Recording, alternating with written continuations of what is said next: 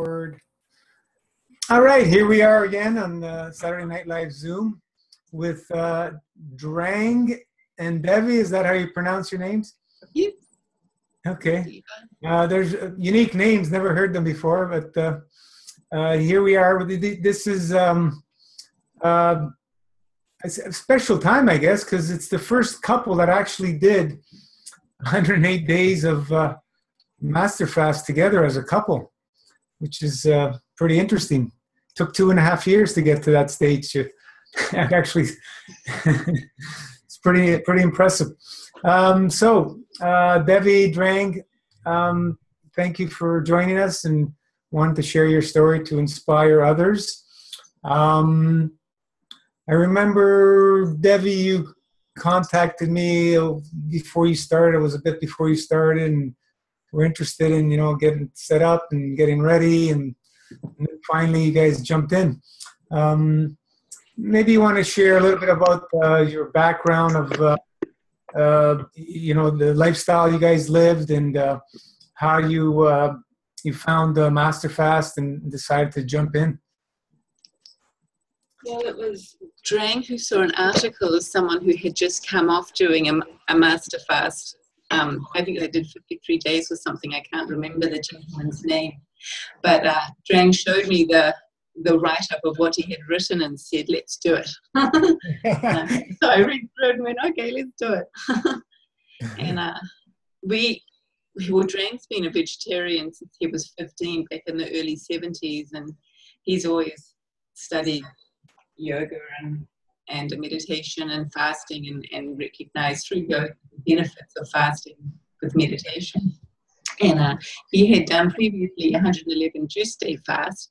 And when I met him back in 91, I instantly became a vegetarian by living with him. And so I have been since then too, which I always wanted to be. I never had discipline, so it was great having someone that was doing it, so that you were in the associations, right? In the presence of someone was so much easier than trying to do it on my own. And so that's basically sort of what we've been eating. We were eating dairy, but not with rennet or anything that had animals in it. But since the fast has become, since after this fast, we're vegan. I'm quite happy with that. Yeah. So what year was that you did your long juice fast, Drang?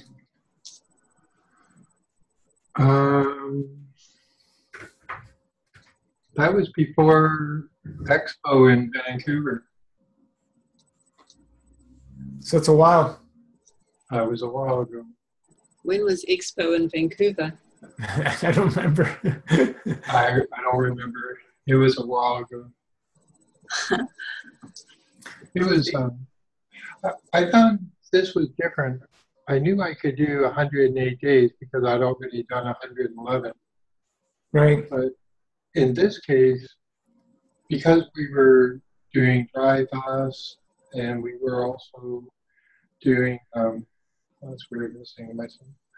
And because we were also taking the tinctures, and it was a different way of detoxing, because before I would detox and I was doing enemas every day while I was doing the 111 days. But this time, because I was doing all the herbs, herbal tinctures and the dry fasting, it took it to a radical different level, because the juice that I was doing, although it was organic, I guess the digestion process was still happening, and in this case there was no digestion process happening, and so it was a little different.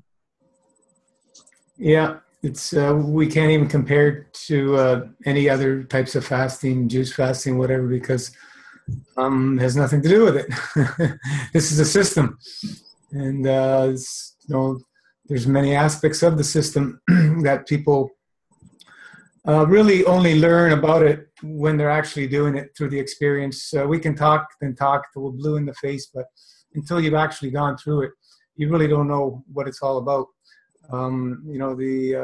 Doing 108 days is wonderful and dandy, but if you don't live the lifestyle as we teach, there's no point. Go back to your old ways, you'll end up in the in the same triggers as you were before. So we make it a lifestyle. We make it a system where you can easily implement many different aspects of it. So we can all keep it simply a part of our lives, and keep going until whatever you desire.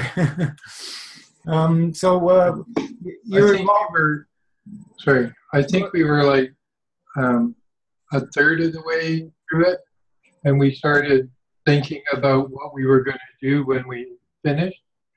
And although we were vegetarians and sort of semi-vegans, we decided that we were going to clean it up totally. So we started collecting vegan recipes from that point on, and preparing for how we were going to radically change it. And somewhere during that process, I decided that I was going to up it from 100 to 156 days for my next one. And she decided that we were going to do longer dry fasts this time. So once we got to that point, we decided that we were going to craft our life and bring out a cleaner self. And we're sort of looking forward to starting our next one, because we'll wait like a third a year, half a year, and have a much cleaner food intake, and then start it and see what happens this time, because we weren't as clean as this time. So, that'd be fun. We got people coming from all walks of life that have jumped in and done 108 days, from sad eaters to fruitarians and everything in between. And everybody's still full of shit. So it really doesn't matter if you haven't dwelled in this type of serious lifestyle. You're going to build obstructions, even as a fruitarian. We build it up right from living in our mother's tummy, and this is the way it is. The reality of it, this is detoxification needs to be a lifestyle, especially in this day and age. So the way we're living in this planet with all the pollution and toxins and food that's not even food and everything else, we just got to keep our body in a constant detox, or it starts building and building and building, layer upon layer upon layer, and then 30, 20, 50, 60 years go by, whatever. Holy geez, what happened? And this is what we see happening. And then, everybody gets sick overnight is the way the thought is. Oh, I felt fine up until yesterday. Yeah. Well, it didn't happen overnight. And the realization, especially when you start doing these things, is, there's just no way you can build up all this stuff in overnight. Like between the two of you, you've lost a whole human being in weight. My goodness. Well, that's incredible. I found when I hit 45 that it was a lot harder to lose weight. Yeah. And I'm 59 now, so it's almost impossible to lose weight. Yeah. So that was a pleasant surprise. Yeah, it's amazing transformations. And it's just begun, you're in the second phase now, coming out of the fast. And this is a very, very important phase, which we keep re-emphasizing. It really lasts at least twice as long as the fast. So minimum 6 months, 7 months before the body starts really finding balance, and you start getting all the benefits exponentially from the fast, because the body starts building with the new materials and so on and so forth. So we take our, we got to really be focused and be careful when we come out the fast. This is where a lot of us have challenges, a lot of us, and it's where the mini master fast, some water, somebody's got their mic open. Sorry. We got to keep training ourselves with fasting and breaking the fast, fasting and breaking a fast, fasting and breaking a fast. So it becomes part of us, and we start to love looking forward to our fast, because 99% of the people feel way better when they're fasting, not eating. It's once we go back to food, why do I eat? Yeah, it tastes good and everything, but it's just not there. It's not that crisp lightness, wonderful feeling that we have when we're fasting. And we have our down days, but hey, everybody's got their down days. We've actually had people do 108 days with not really any down days, which is pretty incredible. We had Salome, the tennis player, pro tennis player. She did 108, and she did a tournament as well.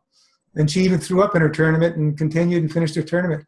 But she never had any down days. She went through the whole thing, and she was one that lost the least weight of everybody, and she gained muscle.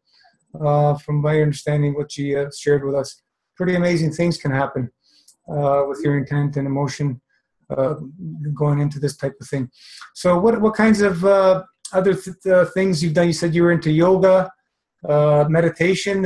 When did that start, Drang? I became a vegetarian when I was 15. Oh, right at 15 yourself. Okay, that's a long time. So, and that was when, I think it was 16 when I took my first yoga course in Toronto. Wow. So you guys originally from Toronto? I am. You are? She's from Auckland, New Zealand.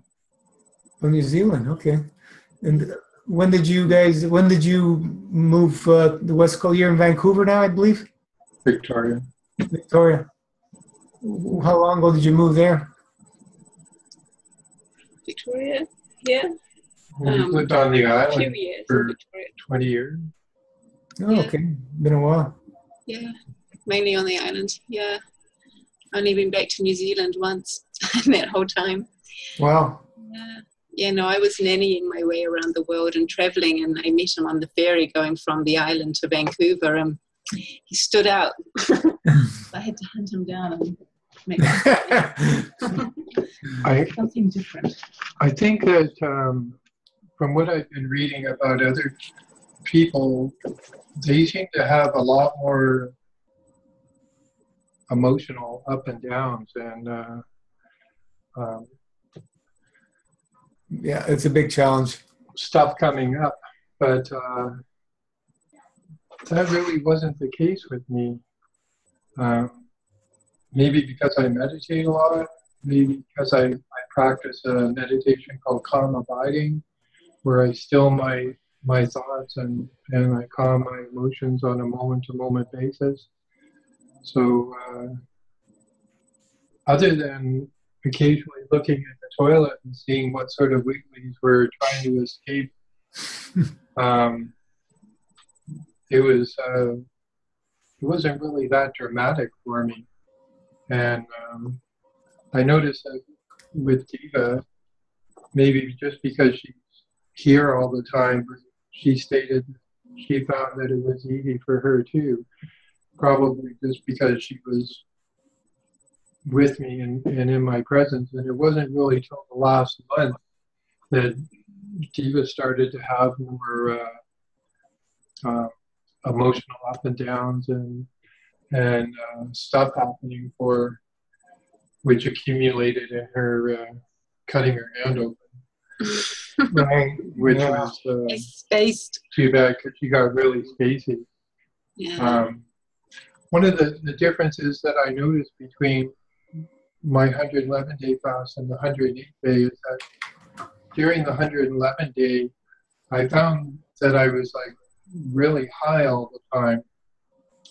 And I didn't realize that until one day someone came over and they brought this indica and asked me if I wanted to smoke a joint. I said, no, I don't know. And I tried some, and something interesting happened is that rather than get high or stoned, I actually felt myself coming down.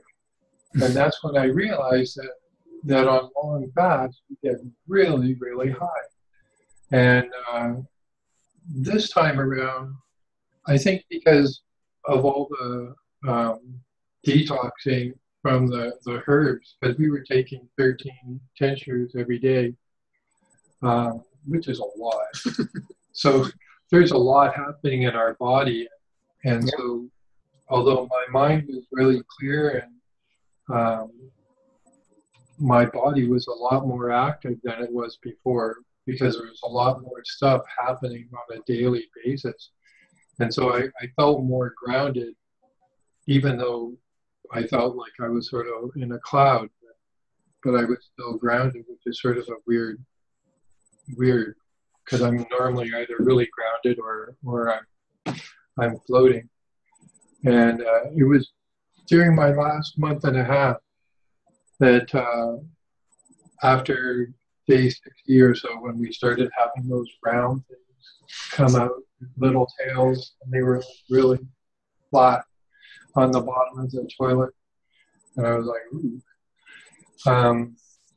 But after those passed, and then like in the last month and a half, I started to go a lot deeper into my meditation, and I guess my body sort of climatized to the process.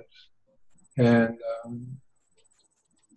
I think that's part of what was happening with her, is that she's always been really sensitive when I go into deep meditations. That affects her, and she gets some sort of contact high. And so she got really spacey as a result. So that was my fault. You practice your meditation daily? It include breath work? Moment to moment. So it's all day you're in this state? Non-stop. Wow, okay. That's the best way to do it. Yeah, and this is one of the main reasons that you didn't have any of these emotional things. You've been practicing this for so long. You're emotionally you're very stable, and it's nothing new to you. So everything is just smooth sailing for that. You're just going through the physical. That's interesting. Very interesting. Great that you mentioned that. In yoga, in Raja Yoga, which is yoga meaning union, control of the mind, there's a practice where you visualize yourself sitting on the side of the river, and the river is your thoughts, and it's also your emotions, and if you look at it as a big wide river that's running really fast with lots of waves, the waves are your emotions and your thoughts, and normally we're like little monkeys that are just sort of going from wave to wave, trying to grasp at the thought and grasp at the emotion and hang on to them, and we spend all day long doing that. But in this practice of calm abiding, you separate yourself from the river, and you realize it's not my thoughts, it's not my emotions, it's just emotions and thoughts going by. And you sit on the side of the river and just allow it to pass. And so that's my meditation daily, is just to sit on the side of the river and let it pass. It's not my thoughts, it's not my emotion. And so anything that would have come up during this class was just stuff that blew by. Yeah, Anyways. The majority of us, we tend to hold on to things. And we build and we build and we build. And then time for explosion, where the waterfalls come. That's what Buddha calls grasping and clinging. Yeah, it's mindfulness meditation, being mindful in the moment of what's happening with everything, your thoughts and your feelings.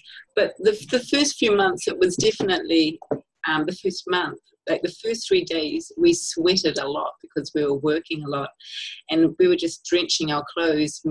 And as we were dry fasting, it was really hard working and dry fasting at the same time, because we became drier and he would become hoarse, and it was very difficult to function without constantly drinking. So we didn't do long stretches of dry fasting. Like we did 12 to 14.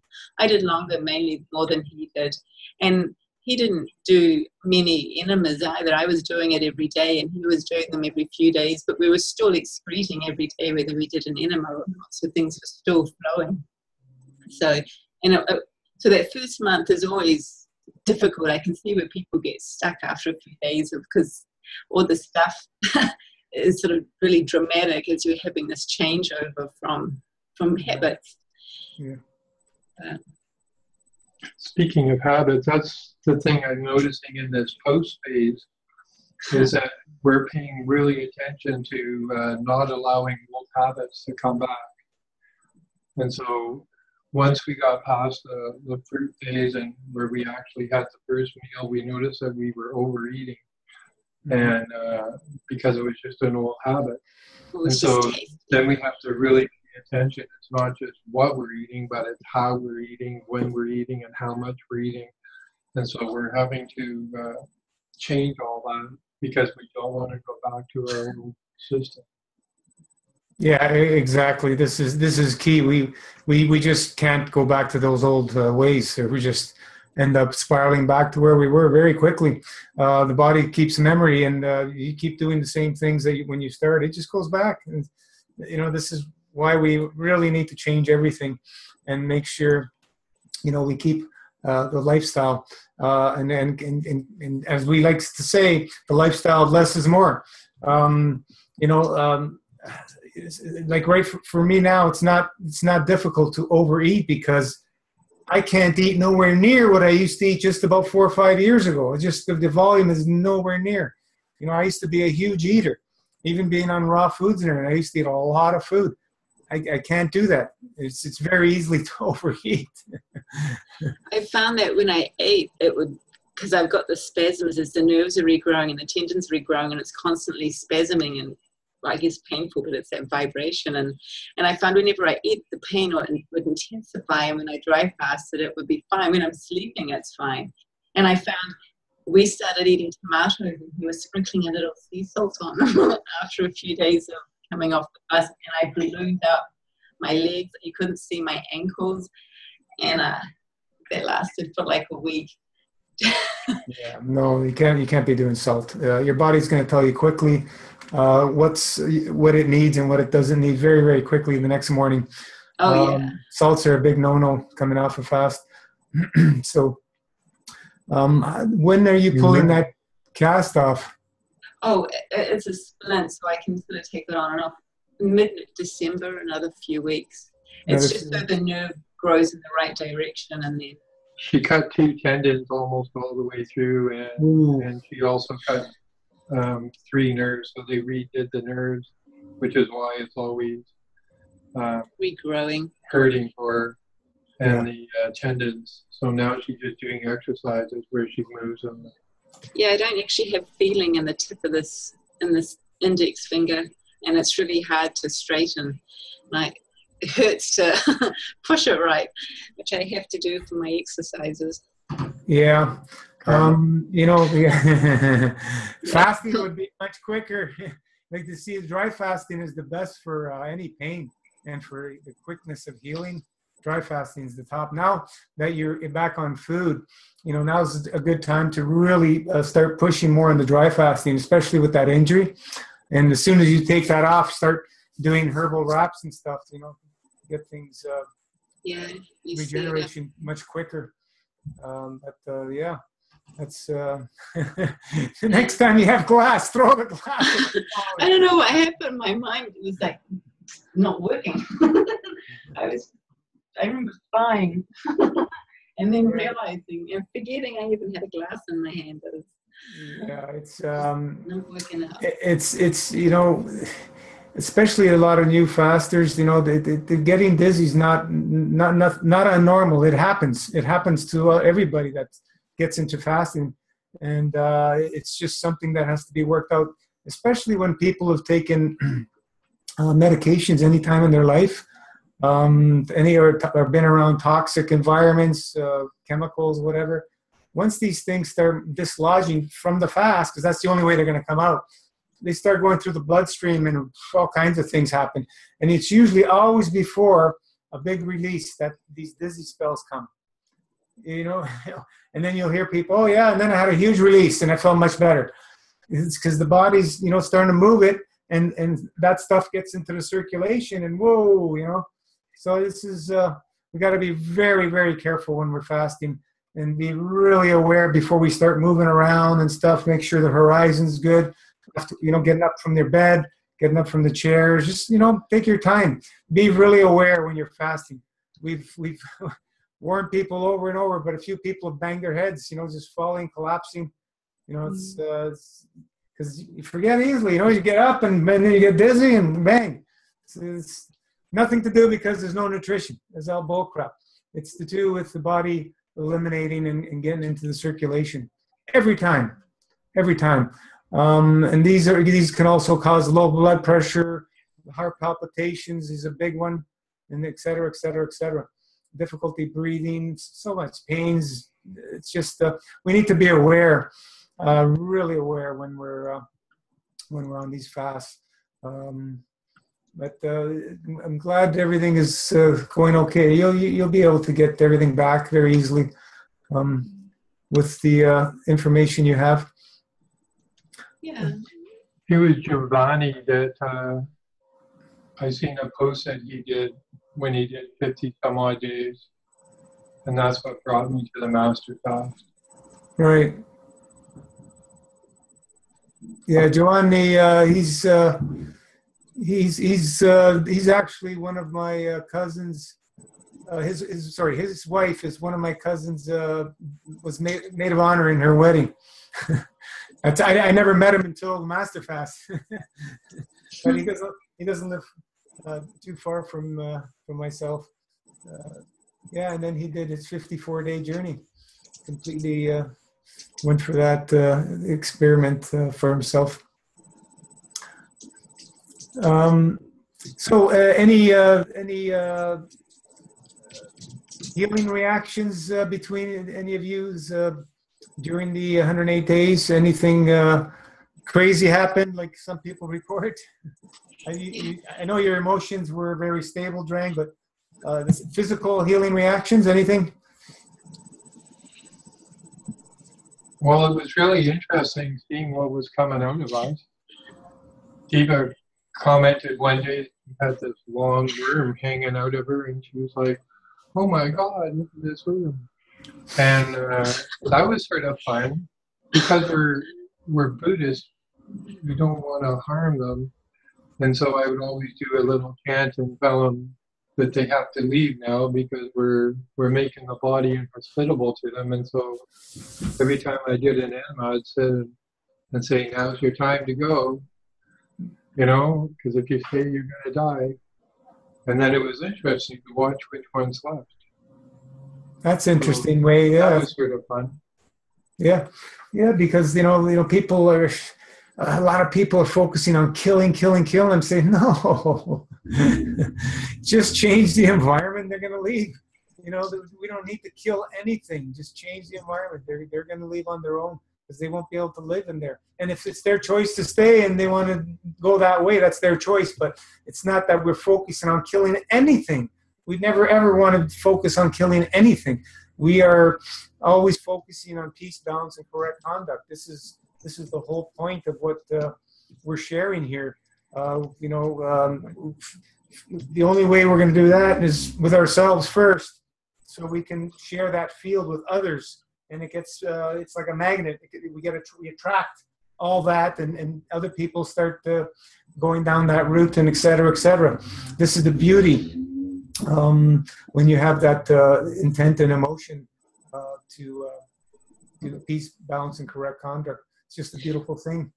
It was fascinating to see how the parasites have an effect on us, though. All the cravings disappeared after that first week of lots of parasites. Like the first day we did it, there was lots of parasites coming out of us. And that first week, we were still having little cravings and still thinking about pizza and joking, do you want one? I'll get you one. If you have one, do. So, but after that week, we lost a lot of parasites. All that craving stopped. So we recognized how an effect they have on our system. And we read a story once about this little parasite that would be on the leaves, and the caterpillars would come and eat the leaves, and the parasite would go into caterpillars and gradually would take over the brain of the caterpillars and force the caterpillars to climb up to the top of the tree, to the high leaves, which normally caterpillars would do because then the birds spot them. And so they're up there waving in the wind, and the birds come down and eat them. And then they mix with the parasites that are already in the bird's belly, and the birds shit them out over the trees, and the whole process starts again. And I remember when I read that, I thought, well, that's an interesting concept, that parasites can actually affect a mind like that. Yeah. And I started thinking about a lot of the homeless people downtown in Victoria. And if I offer to give them stuff, they always want high sugar stuff. And because we work at a restaurant cleaning it, and so I offer them coffee, and they want like 2-3 heaps of sugar in it. And so I started thinking, I wonder if they have parasites, and that's what's affecting them in their mind stream. And so when we were doing our first couple of weeks, we'd notice smells, and the smells would go, oh yeah, that smells really good. And then we'd go, no, we're fasting. And after several, like 2-3 weeks of toxic flushes from the parasites, all those cravings went away. And that just grounded in our head that those cravings really are parasites, and they really are influencing us. Oh yeah, yeah, that's for sure. It's really good to do these experiments ourselves so that we actually learn. I mean, it's one thing to read your experiences, and it's another when we do them ourselves and realize, yeah, this is really real, and this is what's happening, and this is how to get rid of it. Yeah. Right? Yeah, if we read what science says about parasites, you know, they inject certain chemicals and stuff to influence the brain. But at the end of the day, it's all the influence of the intent and emotion of the parasite. That's all it is. It's just a field. Chemicals are just the effects of what's actually happening, but it's the effect of the intent and emotion of the parasite to survive within you, and it'll affect your emotional state and to drive to do what it wants and what it needs to make itself survive. It's just fascinating how creation works when we look at it at the aspect through the simplicity of creation versus man-made chemistry and so on and so forth. It's just a whole different picture we get, and it clears things up. So I think as far as couples doing it, I can see that if they're not practicing meditation together, which I think is an important thing, because like one person may be doing yoga and working on cleaning themselves up, and the other person isn't, in which case I can see that it creates a real disharmony there. And so for people who are together, living together, like we work together and live together, so we're always together, right? That's a rare one. That I can see that it would be really hard for people, because normally there's all sorts of stuff coming up, right? They have emotional traumas because someone wants something and then finances can't afford it, or this relative's doing this, or whatever all the normal conflicts are in a normal relationship. And fasting is just going to accelerate all that stuff. As one of my teachers once showed me, that when you're on an intense spiritual journey, and this is like an intense spiritual journey, karma happens a lot faster. And he showed me an example of that where we were walking down the street, and he dropped a $5 bill, and he walked around the corner, and this car screeched around the corner, and they threw $20 at him. and he did it just to show me that the more intense you get, the more intense karma happens. And so in this case,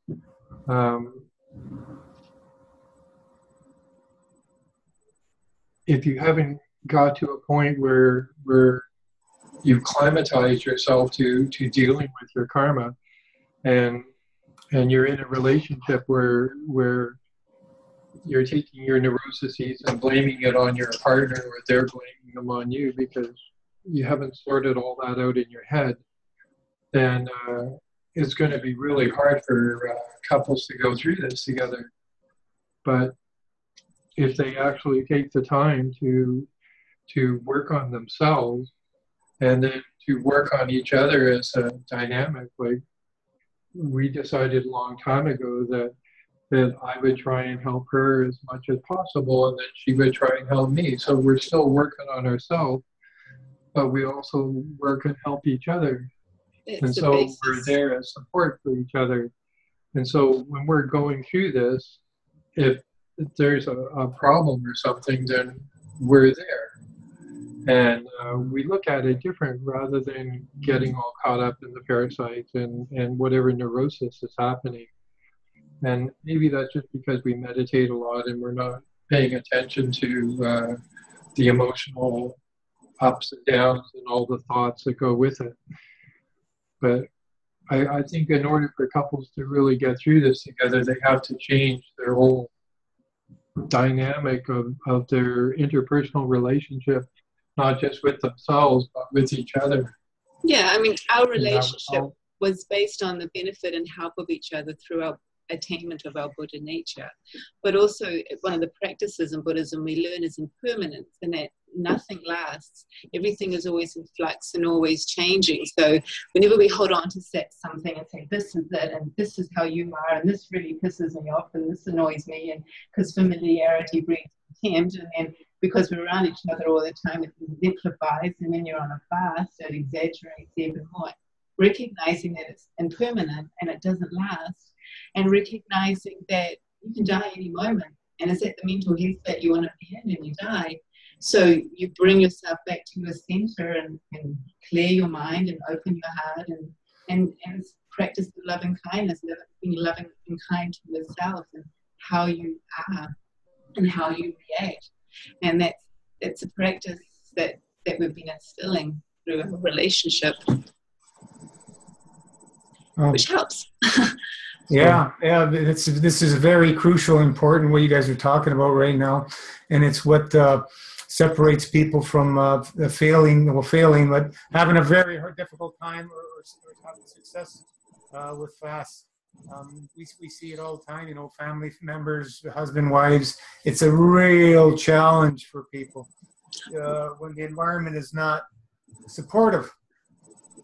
Mm-hmm. You guys, have the support system you've agreed on, and you've gone through 108 days. Like I said, nobody's done that before as a couple.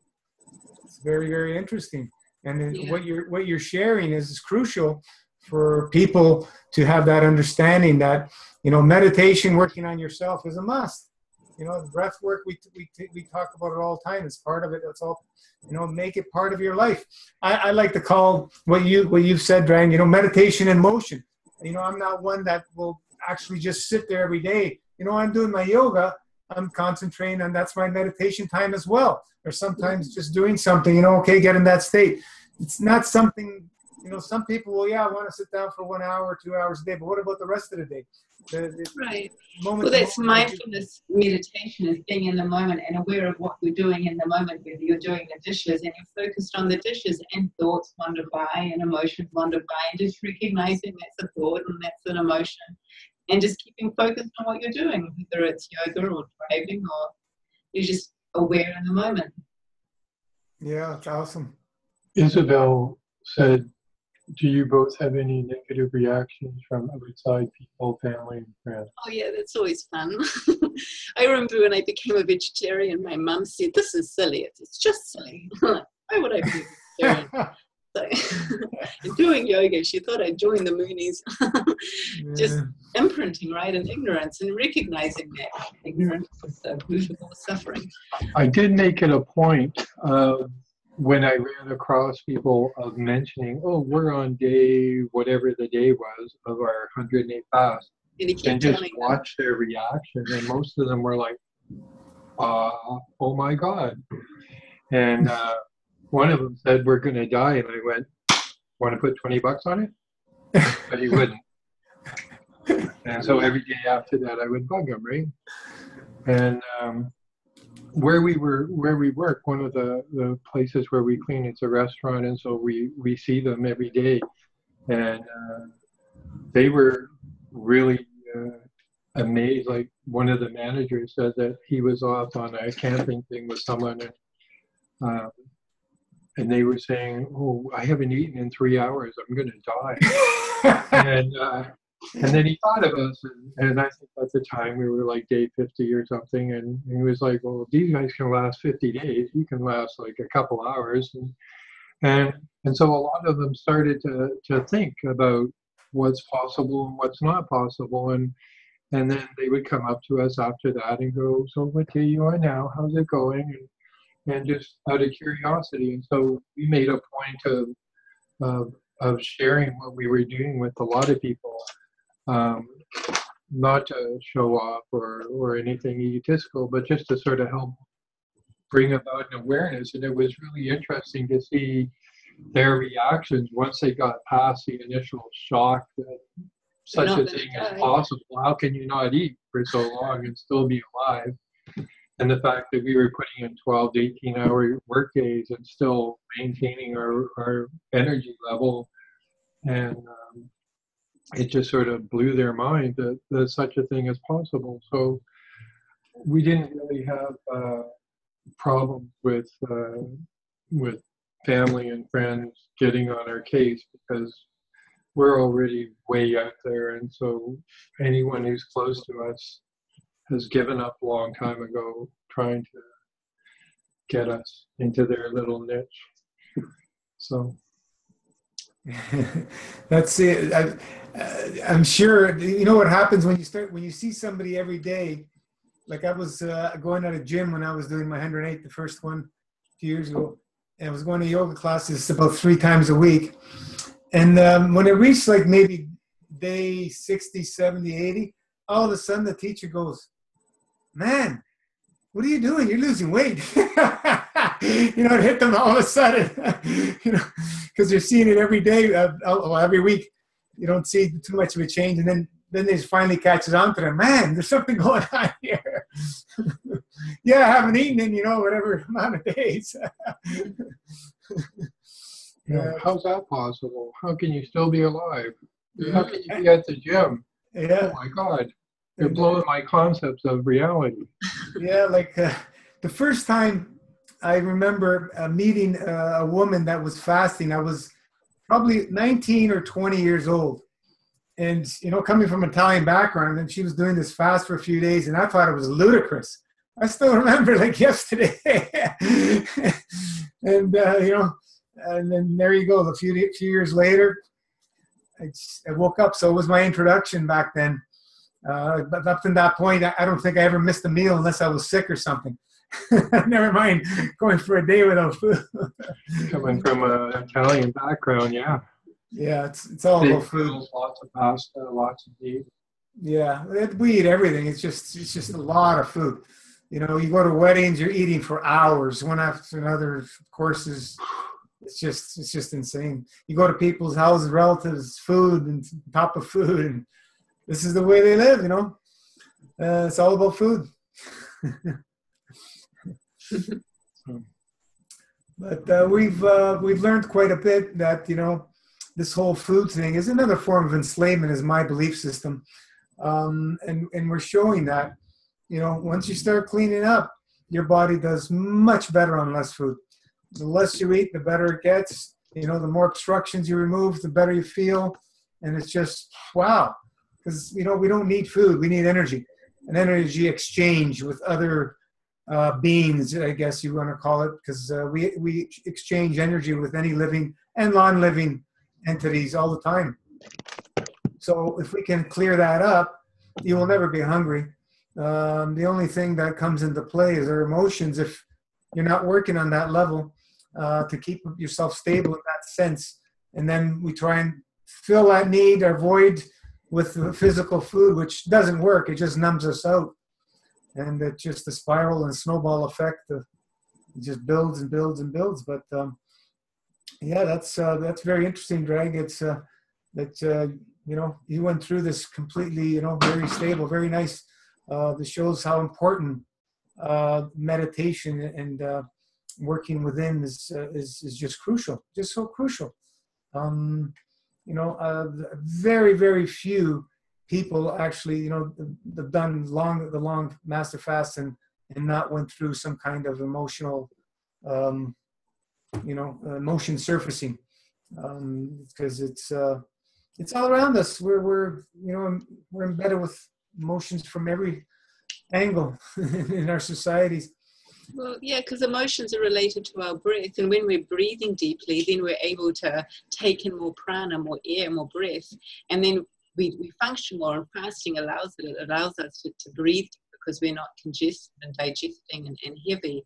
And whether we're exercising, that gets us breathing lots, or doing breathing exercises like pranayama or certain meditations, that you can see why the sages of old used to fast before they did ceremony or certain meditations and initiations, because it helps you have a more enhanced experience, as food is very grounding.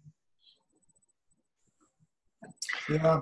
I just remembered that when I did my 111-day fast, I wasn't planning on doing 111 days. I was planning on going for a year. And the girl that I lived with at the time, she sat me down and said that she'd like me to break my fast because she couldn't take it anymore. And up to that point, I hadn't really considered what the effect of my fast was on the other people in my close little intimate circle. But I came to realize that it's when you're that high and you're that intense all the time,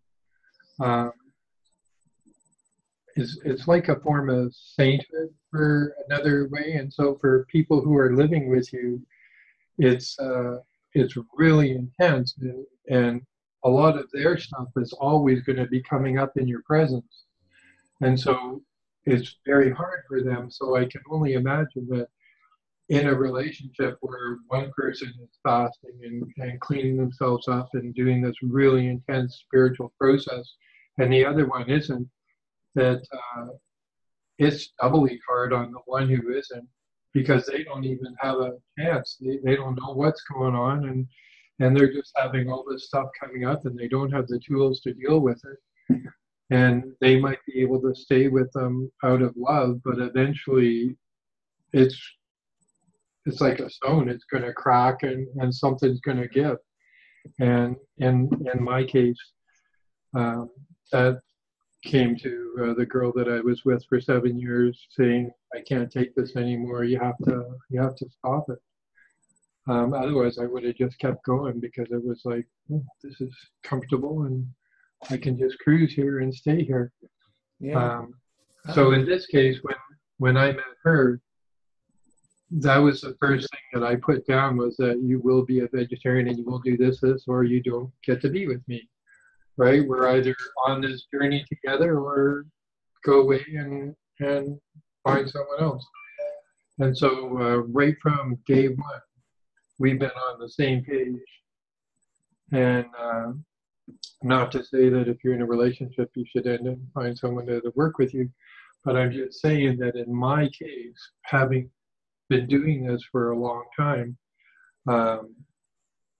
when one relationship would implode because of differences where they just couldn't walk the path anymore, I would make sure that the next person that I was with, rather than just physical attraction or whatever, that it was, are they willing to walk the path with me? And that became the most important thing in deciding about getting into another relationship. And that accumulated in our relationship, which seems to be working, because we've been together for 26 years. 26 years, there you go. Well, and this is obviously working. yeah. So That's great. I'm not sure if that's helpful for people. Yeah, it's great that you brought that up.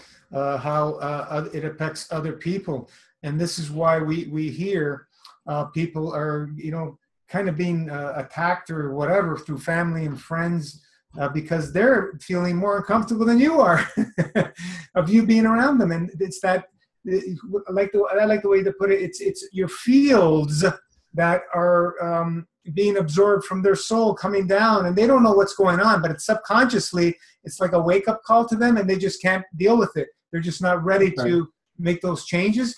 So this is the way I like to look at it. And I'm glad you brought that up, because that's a very good example of how that works. You know, your girlfriend at the time just couldn't handle it anymore. At least she was honest with you, you know, whereas other people are usually attacking people, you know, blah, blah, blah, whatever. And it's just crazy. Like we've had people, parents calling the police on their children because they were fasting. I'm going, holy jeez, where are we come? Where we arrived in this planet? So it's you know, when two people can be on the same page all the way through, it makes it so much easier. You know, if the environment is conducive and supportive to what you're doing, it's much easier. When I feel it's very sad when I see, you know, people are trying to heal and they're living in an environment that's totally opposite of what they need to do. And it's just an emotional struggle. And sometimes what ends up happening is the family members drive the person back to the hospital and they end up dying, doing things that they really didn't want to do, just kind of being forced by the pressure of their environment. They just can't handle dealing, you know, doing the physical and then dealing with that emotional side that the family can't handle it.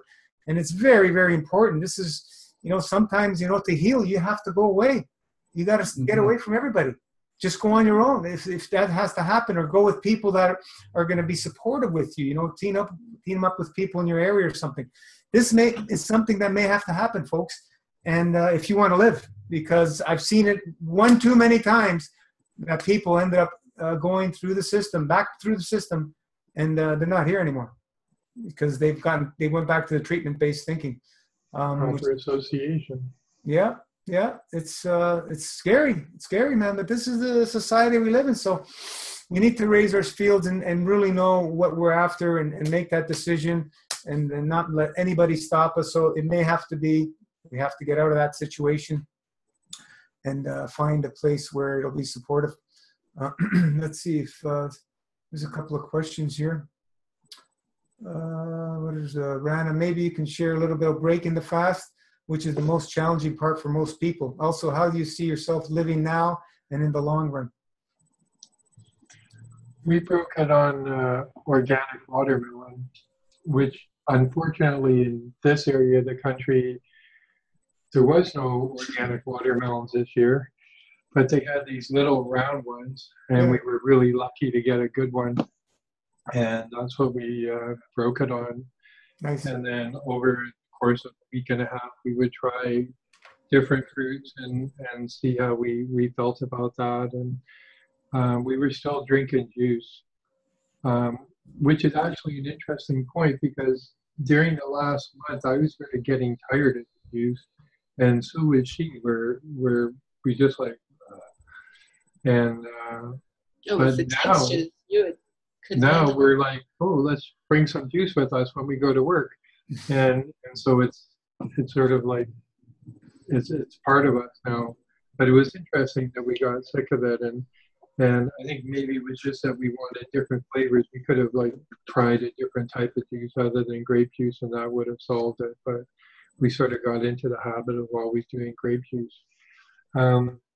Now we're making a lot of soups. We have like 2,000 vegan recipes that we've collected, and a lot of soups, and we're trying soups. Every once in a while we'll go to a vegan restaurant here called the Green Cuisine, and we'll try their soup and maybe try a little bit of their tofu stuff or something, and just sort of see how it tastes and how it affects our body. So we'll try something and just see how it affects us. Do we like it? Do we not like it?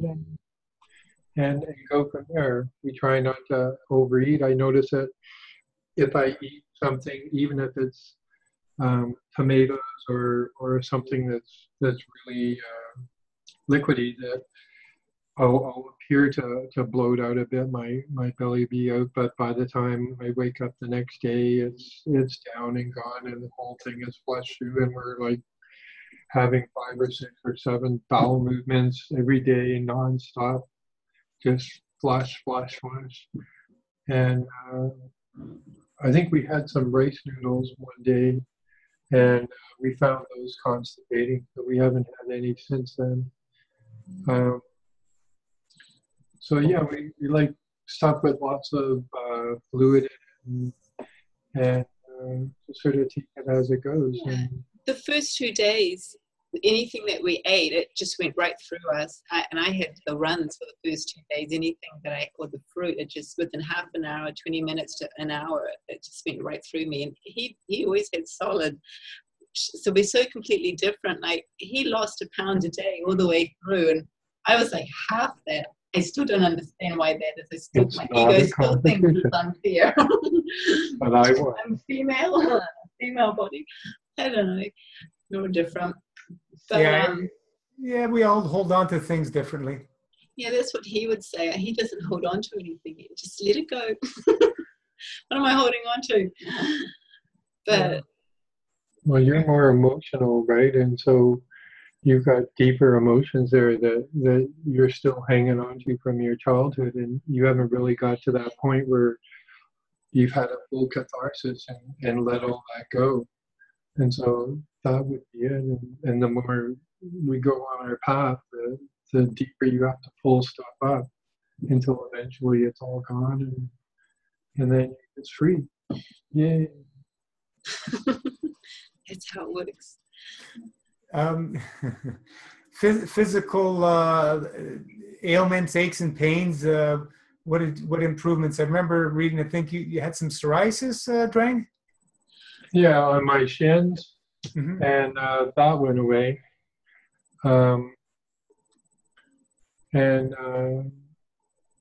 I think most of our health problems were just based on that obesity of not being able to dump the weight. Having a sluggish system, everything slowed right down, and we weren't digesting and assimilating it all properly. It would just sit in us. And so the fast cleared that. Like, even now, 2 weeks or 3 weeks after we've ended it, we're still, everything we're putting in us is going straight through us. Like, we cleaned the pipes. What it feels like. But I still, like you said, the dry fasting really, really helps the most. And we have kept the timetable so that we're eating in certain periods and still dry fasting now. Yeah. 12 hours at least. But the dry fasting is so important to, especially when we're going along and we nibble on something we shouldn't nibble here and there, eat a little bit too much. It's your reset every day, every week, every month. It keeps you going and keeps that the love of fasting within, because we need to make it a love of our life. Otherwise, we're not going to do it. We're just not going to do it. If you don't love to do it, you're not going to do it. I noticed in the past we would eat a lot of stuff, and I couldn't really ever tell what thing was producing what effect on me. But now, like I said, when we eat something, we can tell if our body doesn't like it or it's something that we shouldn't eat, and then we just stop it. And then we allow whatever it was to pass through, and we just don't eat that anymore, and we continue. So by eating simpler now in our post phase,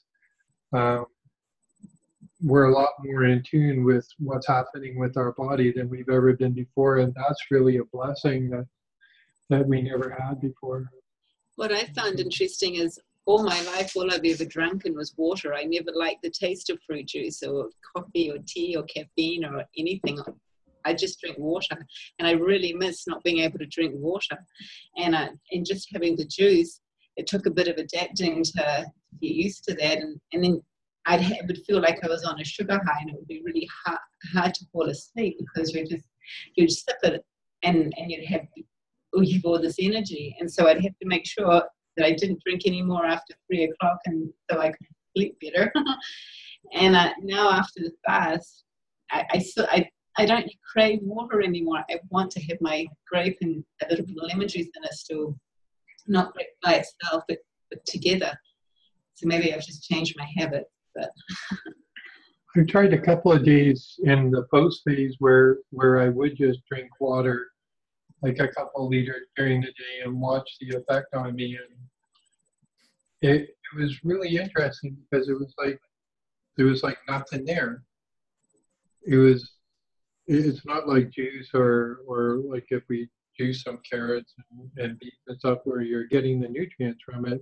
There's literally like nothing there, and it's just it's it doesn't feel satisfying or anything. Well, I used to think it was the only thing that would drench my thirst, as everything else would make me thirsty again, and water always seemed to do that for me. But now it doesn't. I tried it, but it doesn't quite do it anymore. I have to have my grape and lemon. Yeah, water just dehydrates you and stresses kidneys and all sorts of things. The more we drink, the thirstier we get. The more we eat, the hungrier we get. It's very simple, and it comes to light when you really think about it. I've mentioned this before. When I was young, we used to go to bars and stuff, and after the bars, after 1, 2 in the morning, we go eat out and go to bed and wake up to go to work a few hours later, and you'd wake up hungry and going, how can this be? I just finished eating not a few hours ago.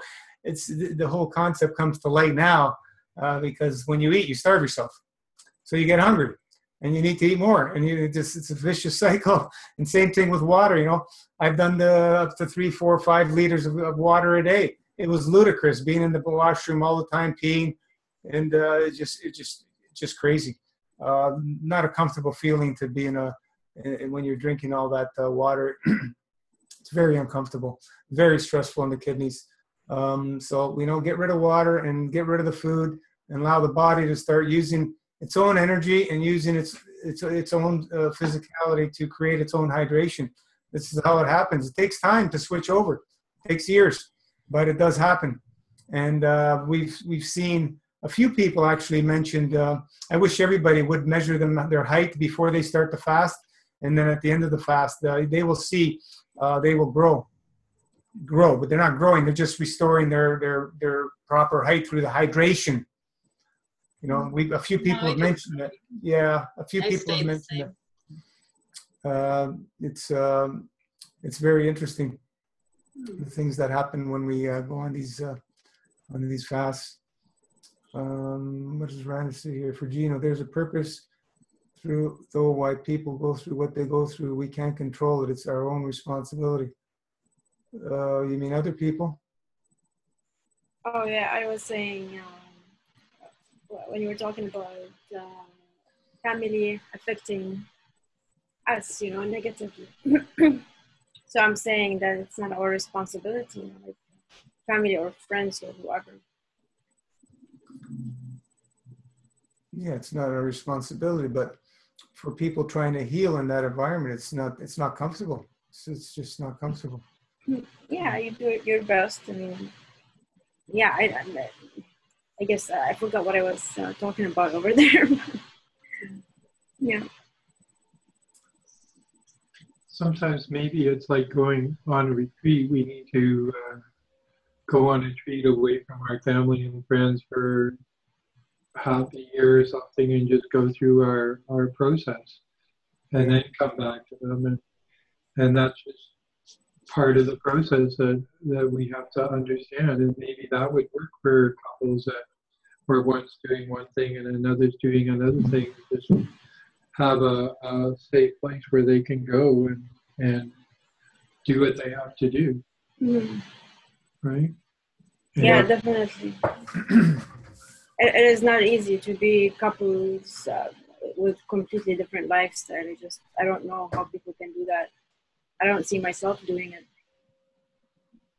Yeah, it's pretty hard. It's a big challenge, and I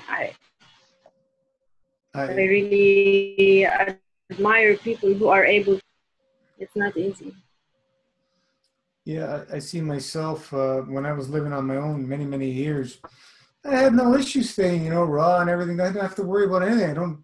Because I only keep what I want in the house, and that's it. And it was easier when I went out to control myself. But now that I have, children here, they're eating all this stuff, and go to my mother's. It's all around you all the time. It's always in your psyche, and this is where I see people having a challenge. Instead of being in sync with one person or on your own, you don't have to worry about it. It's much easier for somebody. That's why it may be the best way for somebody to leave, like you said, and go away for a while and do what they have to do to get the job done and heal themselves, because it literally is life or death for a lot of people to make these changes. A lot of people. We have a lot of serious people in serious healthy imbalances that are sometimes this is their last resort, and they're not going to pull through if they don't make this a lifestyle. The ones who make it a lifestyle, they all pull through nicely, beautifully, because they've made the choice and they're doing it. The other ones, it's not going to happen if it's not a lifestyle. And sometimes that influence of their environment is the biggest challenge and the hurdle for them. And for whatever reason, they can't go on their own or whatever, because of a million reasons. So it's sad, that we don't have the support system within our society to do this. We have places we can get butchered and they'll pay for it. In Canada, full support. Society will support you to get any body parts removed. It doesn't matter how much it costs. But you want to go stop eating and pretty much, cost nothing to do these fasts by day-to-day basis compared to the, $3,000-$4,000 stay at the hospital each day. It costs you $10. Yeah. They don't support. Society will not support this, and they'll literally take children away and put you in jail for trying to heal your kids this way. It's just ludicrous. It's crazy. Yeah, I love what you said, Drang, about like communicating. You had agreement together. You sat down together. You talked about things, because it makes a huge difference in relationships to sit down together and talk and just agree about something. It's okay if everybody does their own thing, but at the end of the day, agree about disagreeing even, like have some peace of mind, basically, so you can go on with your life. With everybody, not just with your partners, for sure, because I think you spend most time with them. And, I noticed that a lot of my friends, they seem to be in relationships because they're lonely.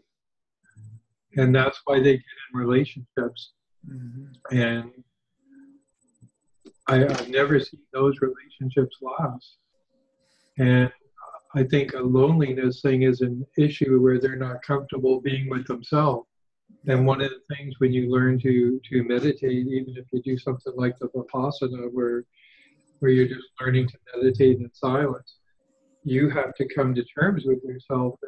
And one of the things you come to terms with is you either learn to love yourself and get past your egoic neuroses, or you don't. And if you can, then you certainly aren't going to go into relationships because there's a void that you're looking to fill, because your energy fills that void.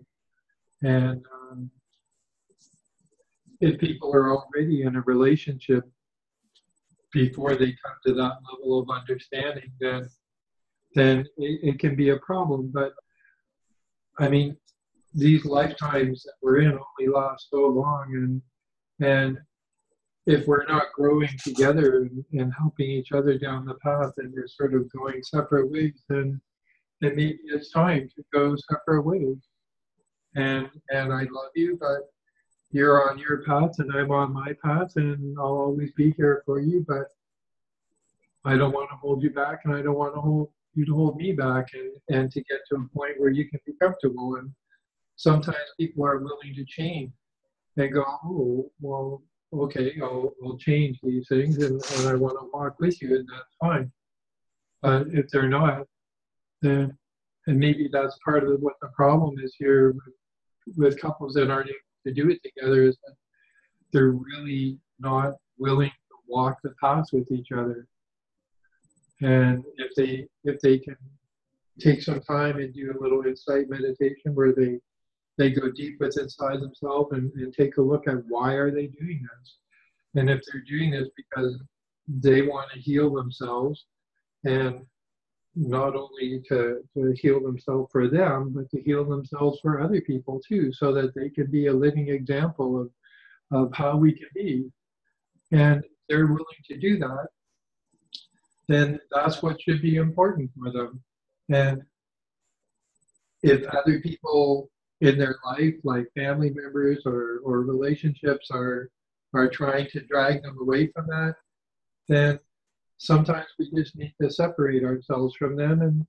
And especially in the case of family members, maybe it's 2 years, 3 years, 5 years, 10 years, but eventually one day they're going to come around and they're going to look at you and go, "Wow, you haven't died. You're not crazy, and holy shit, look, you got yourself together and you're really healthy, and everyone else in the family is having all these problems."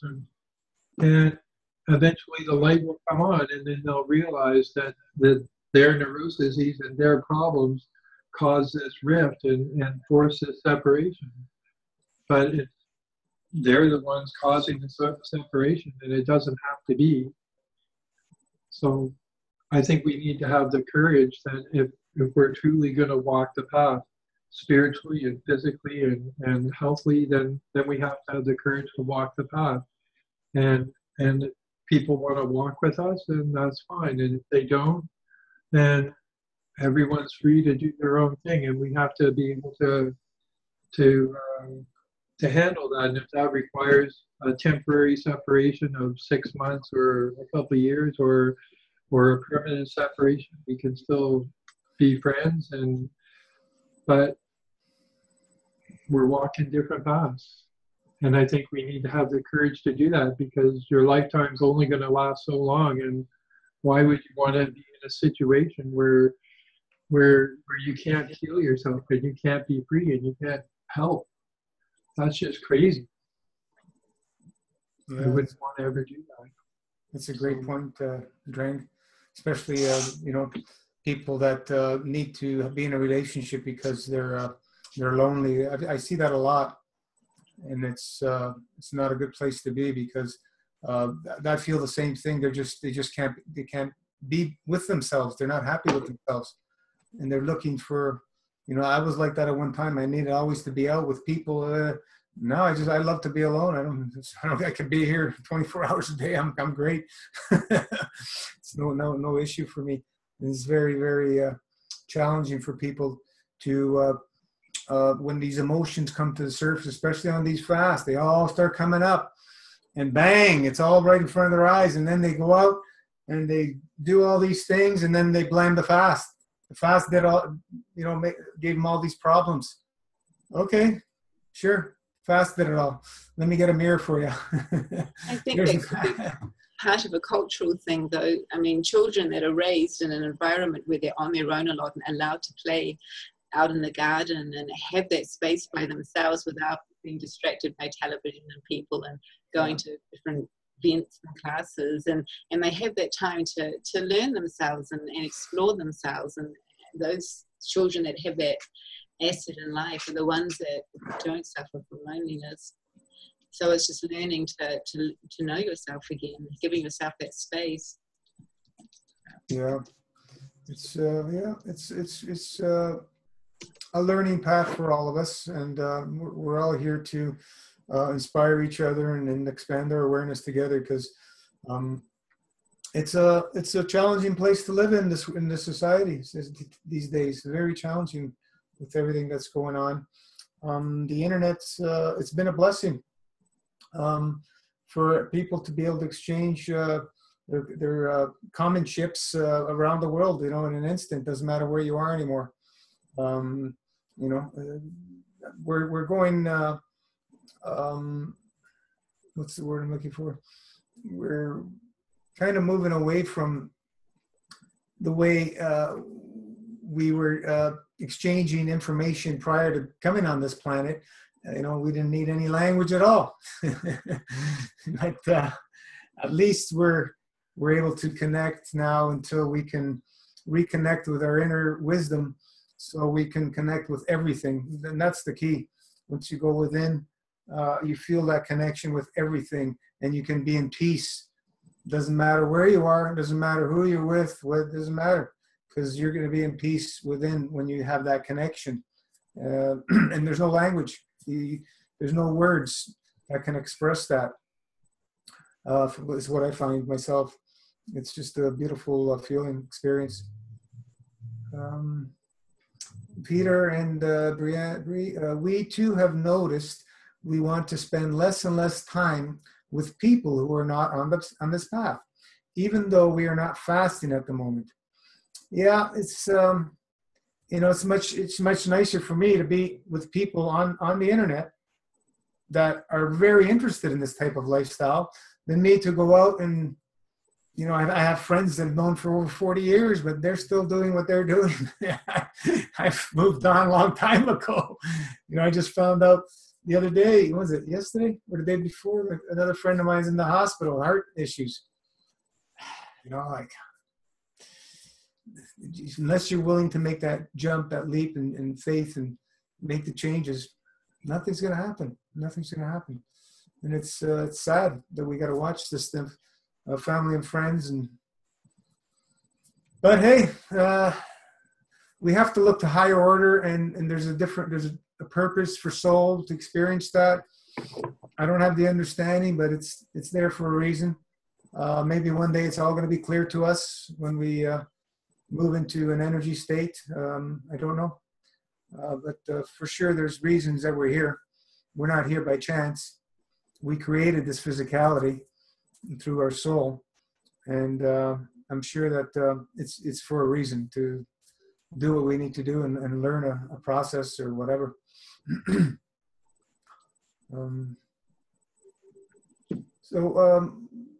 Maybe you want to, I love the way you described, Drang, the method of your meditation. Can you go a little bit more in depth or is that the basics of what you're doing from day to day?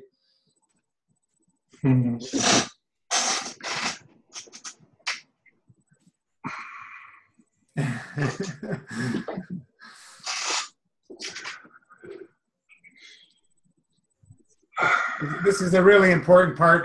This is why, for everybody, and like when you mentioned you were very stable through the whole fast, there's something you're doing that's helping you have that stability, and which is what most people don't have.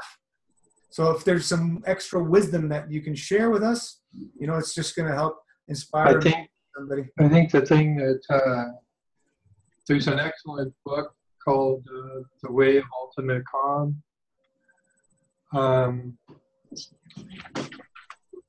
I came across that one day, and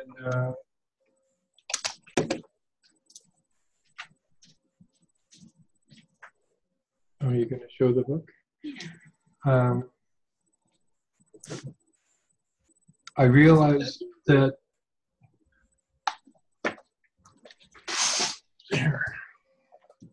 Thank you. The weight of anyways, I had an epiphany that most of the yoga practices that I'd been doing, and most of the Buddhist practices that I'd been aspiring to do, I was having trouble grasping them, because either they're like the Tibetan ones where there's really intense visualizations where you're visualizing every hair on their body as a deity, and that deity, every hair, it's just like crazy shit. Or you're doing it from a Zen process where you're just still in the corner and you get rid of everything. And then you're going for the Satori space. And when I read that book, I realized that there was a process that they call calm abiding. And in calm abiding, we work on calming our emotions and stilling our thoughts. And there's a book that I read a long time ago called The Yoga of Light. In The Yoga of Light, not to be confused with Light on Yoga, which is an Iyengar yoga book, but in The Yoga of Light, there's the first part, which is all different yoga processes, and the second part is all inner yoga. And the whole thing is basically like a handbook to learn how to become a living god or goddess on the planet. It's just a mind-blowing book. If I could only ever have one book, that would be the book. And I got my first copy of that I think when I was 18 or 19, and it just blew my mind at the time, and gradually I learned how to do some of the practices. But in there, they talk about a concept called samadhi, and samadhi in yoga is where you become one with the divine or God or goddess or whatever archetype you happen to do. And the yogic process for that, because it's not something that just sort of willy-nilly happens, there's an actual scientific process. It's like our fasting, right? We do this and this and this, and we get these results. There's no basic mystery or confusion about it. If you do this, this is what you'll get if you stay the course. There's always slight alterations, but that's the basic thing. And so in attaining samadhi, one has to learn to stop all thoughts. And when you stop all thoughts, you lift out of the egoic experience, which from my limited understanding, this body shell that we have in this incarnation comes with it's like a spacesuit that's designed for the space-time continuum. If we were born on a different planet, we would have a different body. If we were born in as a aquatic creature, then we would have a spacesuit that's climatized to that, right? And we'd be swimming in the water. Whereas if I take this spacesuit and I put it down a couple of leagues under the sea, it's going to go and die because it can't handle that. If I take it to another planet that's not oxygen, nitrogen like this one, it's going to die. And that's so these spacesuits that we have are climatized to this space-time continuum that we find ourselves in. And with the spacesuits come an operating system which I associate with the ego. And when I was first doing my more advanced yoga practices, and I realized that the ego was the enemy and I had to kill it, and so I would kill it, and then I would go into samadhi and stop all thoughts and experience the divine states. But eventually a thought would come in and I'd start thinking again, and I'd come right back, and there would be the ego again. And so I would kill it, and I spent like a couple of years non-stop slaying that fucker, there you are, bang. And eventually, because I'm really slow, right? And eventually it dawned on me that the ego wasn't the problem. The problem is that I had to recondition it so that it would work, right? So that it would take out the garbage and not shit on the floor. It's like a puppy, right? If you train it to not piss in the house, then it won't piss in the house. And if you don't train it, it's going to continue to shit and piss and rip the hell out of the house. And that's the way it is. And so when I started looking at the ego not as the enemy, but as something that could be altered and taught and with compassion dealt with, then I learned to with my meditation to approach it differently. And so gradually with time, I learned to retrain the ego so that instead of having all these neurosis patterns that worked against us, it took on new patterns that worked for my spiritual path. And that made all the difference in the world, so that now the ego, when it's time to go into samadhi, the ego just goes, off to the side and shut everything down. And it just obediently does that, and poof, and up I go, and away I go. And that I think made all the difference in the world. So to get back to the concept of samadhi, is that it dawned on me one day that if stopping thoughts brought me closer to God or the goddess or the divine or whatever you want to call it, then thinking would lead me further away. Thinking further away from the divine, stopping thoughts closer to the divine.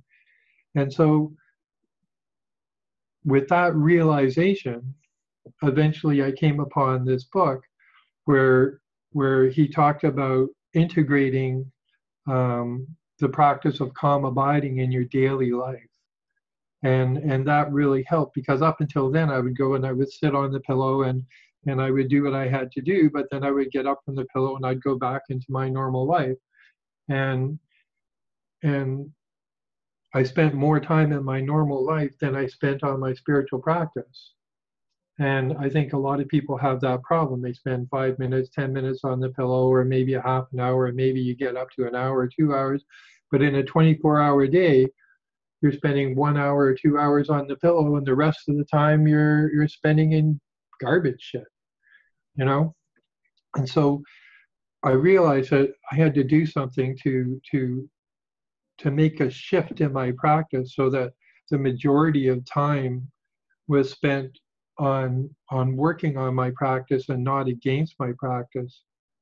And so the practice of calm abiding integrated that, where you still the thoughts, you calm the emotions, and in that space of calm abiding, as he says, you attain inner peace. And that inner peace is what enables you to be happy and fulfilled, and not need other people to fill the gap, or you don't need a new car or this to make you happy, because your happiness is coming from within. So as part of my Buddhist practices, and I just became a Buddhist I think about 4 or 5 years ago, and like with anything, once I get into it really deep. And so now I'm working on more advanced Buddhist practices. But one of the things I notice is that the calm abiding is what creates the space for all the more advanced practices to happen. And I never realized that before. I would go, my ego would go, oh, well, if I can do samadhi here, well, then I can do this advanced practice. But that advanced practice wasn't necessarily possible because there was too much stuff happening. But by doing the practice daily of moment to moment of calm abiding, you create that peaceful stillness within you that all the more advanced practices can happen. And so when we started to do this fast, to me, it's just another practice that I'm doing coming from that calm abiding space. So there was no big emotional stuff or anything, because that's because of the space that I'm coming from. So if I was going to try and help anyone there, I would suggest that book is really good, because as he says, because he relates it to your breathing as part of doing your breathing.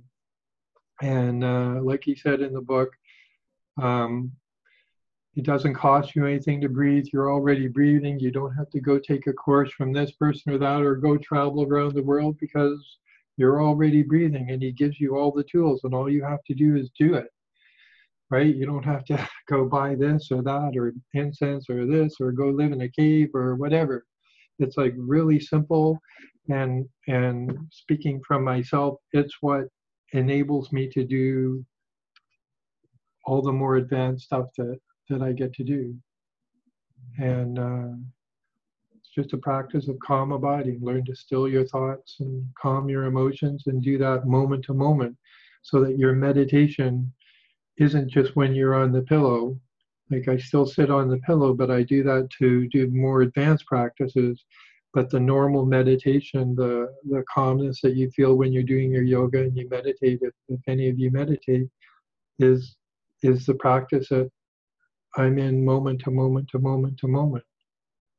And that changes everything about how you approach your life, and it changes how you approach relationships. It changes everything. And if anything was going to help people that wasn't complicated, that would be it. And that's why I like that book. And and because he puts it so simply, and he just keeps repeating it in such a way that no matter what your stuff that you come up, they go, oh well, I couldn't do it because, and then he covers it and goes, what are you talking about? Look at how simple this is. And eventually your mind just goes, yes, this is simple, and we just start doing it. And then with time, eventually you get it. Eventually that inner peace happens, and your whole process of your approach to your meditation and spiritual life, whether you're a Buddhist or not a Buddhist, doesn't really matter, because we all breathe, and we all have emotions, and we all have thoughts, and we all strive for some form of peace. And if you want it, there it is. It's really simple. Can you type it in the name and the author and the ISBN? So Awesome. that answers your question. Yeah, great. Thanks for sharing that. Lisa's asking, has the process of the master fast and or your newfound knowledge of healing affected your religious beliefs? I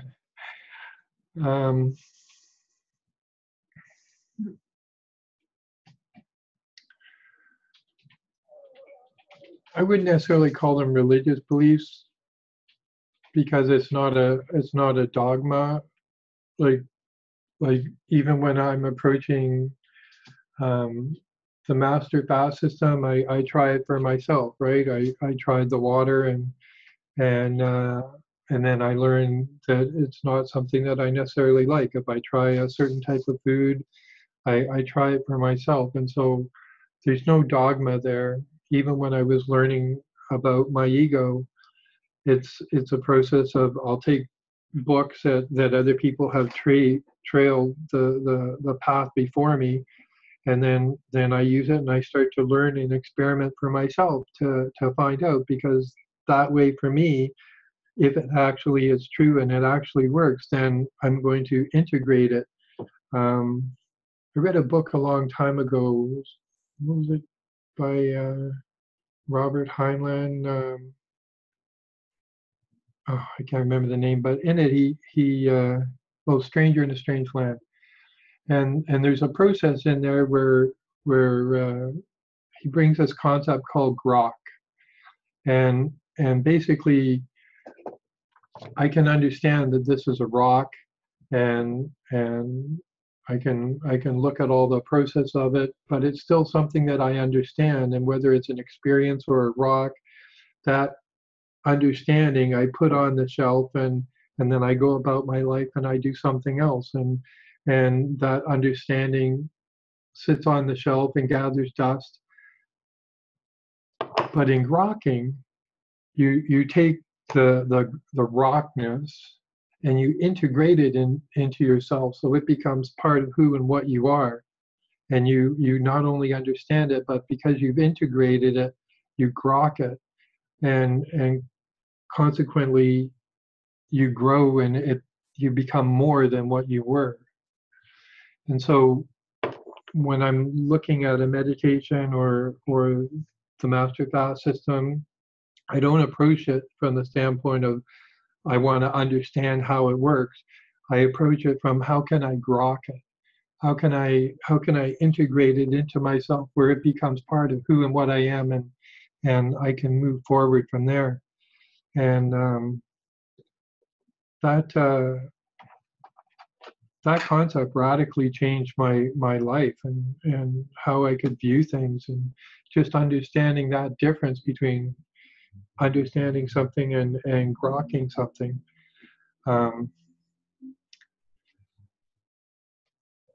So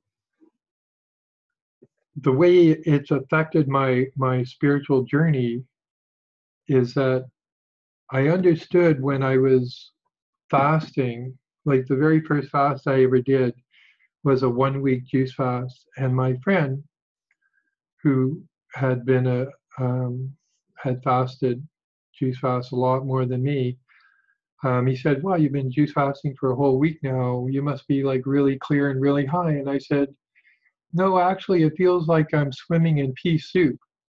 And he said, oh, because he was sort of a smart ass, right? He wouldn't just come out and tell me, he would suggest something. And he says, well, have you thought about doing enemas? I said, well, why would I want to do enemas? He said, well, maybe it'll affect the pea soup. And I thought, okay. So I went off to fast, and about 3 or 4 weeks later, I did another 1 week fast. And this time I did enemas every day, and there was no more pea soup. It was like, it was really clear. And so at that point, I understood the value of flushing the toxins out. I just didn't know how to do it as effectively as these tinctures. That's for sure. So you got to put the ISBN number as well. So I guess to answer your question, the way it's affected me is that it's given me the tools to not only clean this vessel myself so that it's more functional for me, but it's also given me a tool that I can hand to other people who come into my life and go, oh, I like what you're doing, or I like your energy, and I want some of that, and I want to learn too. And I can go, okay, well, here, let's start with the basics. Clean yourself out.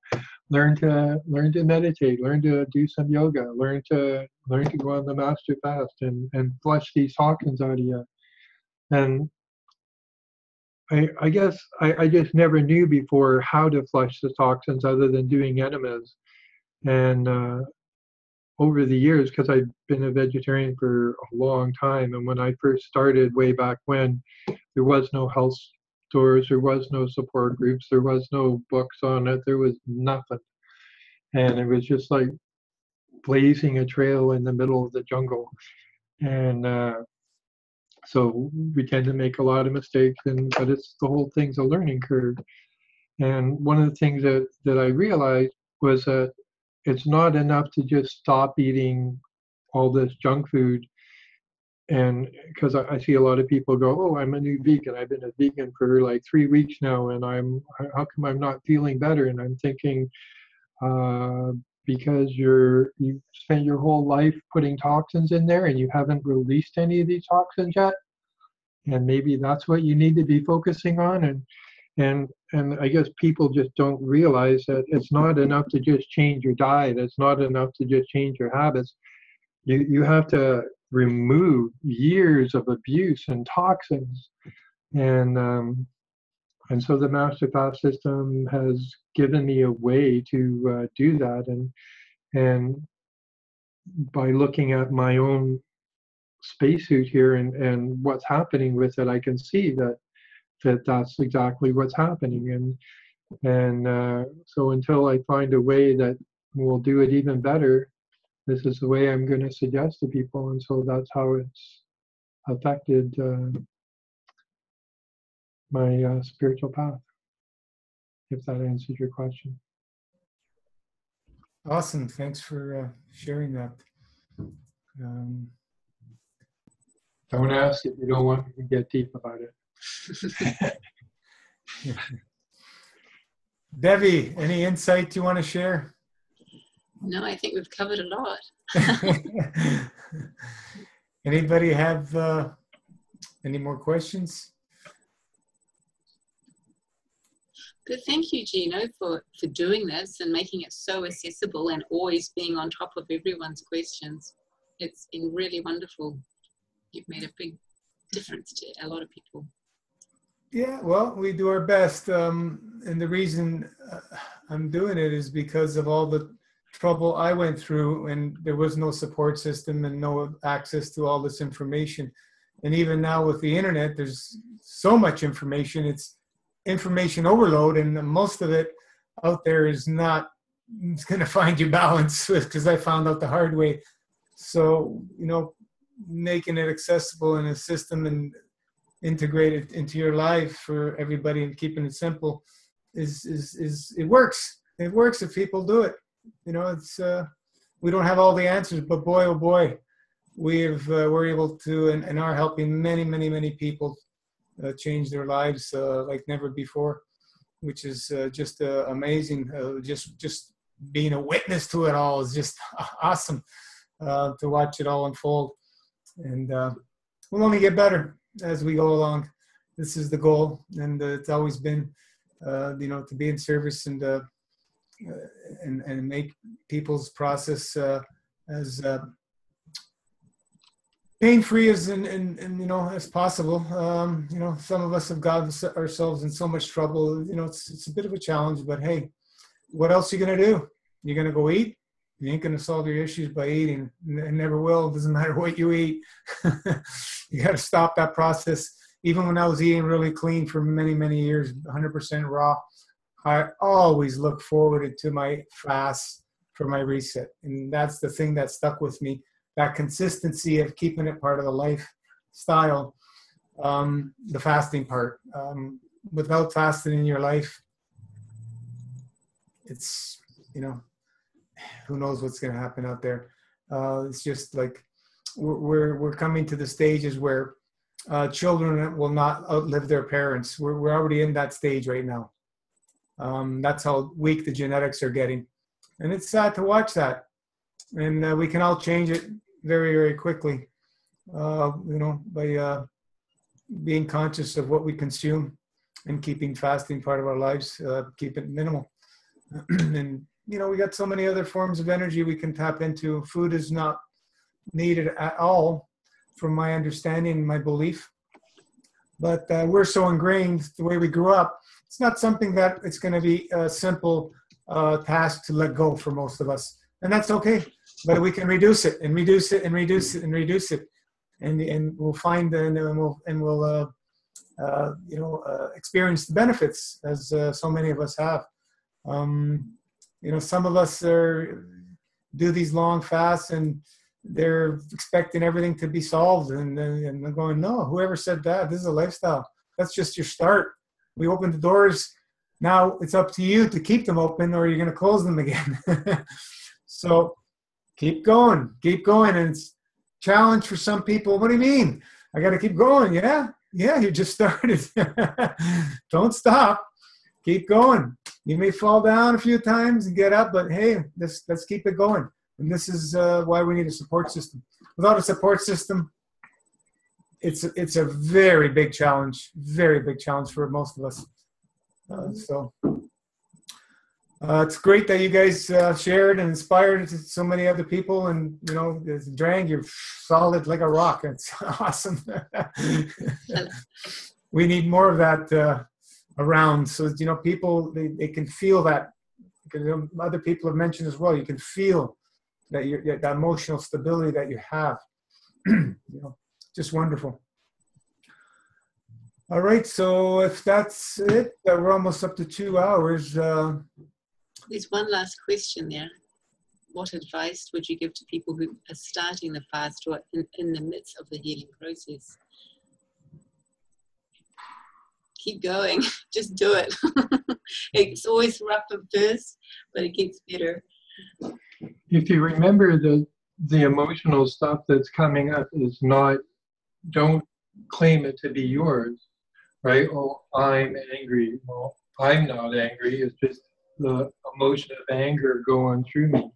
When you unattach to it, it just passes. So whatever is getting in the way of you fasting, just let it pass and just stay the course, and you'll be fine. Breathe deep, and just, it's kind of like being in labor. The first month it's always rough. You're puking and you're detoxing, and then the middle it's sort of fine. You're on a groove, and then the third it's like, oh, I wish it would end and it would hurry up and we could start again. It all over and done with. That's what it was like for me, but I sort of remember. Yeah. We all go through a little bit different experiences, and that's okay. It's okay. This is the key for people sharing. So, not everybody's going to relate with me or with you, but they can relate with somebody that's gone through it. They're going to be able to connect with that. Oh, okay. Bang, and let's keep going and get that inspiration to, keep moving. So it's wonderful. I got to get some more drinking in me. All right, guys. thank you so much again. It's been great seeing you guys go through this first couple, 208 days. Awesome. Just awesome. Hopefully 156 there's more. weeks. 156.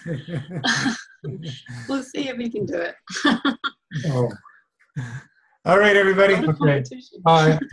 Thank Thank you you. again. Thank you Have a so good- much. Have a good evening, day, morning, whatever you are. Ciao, Yep. ciao. Thanks. Bye bye.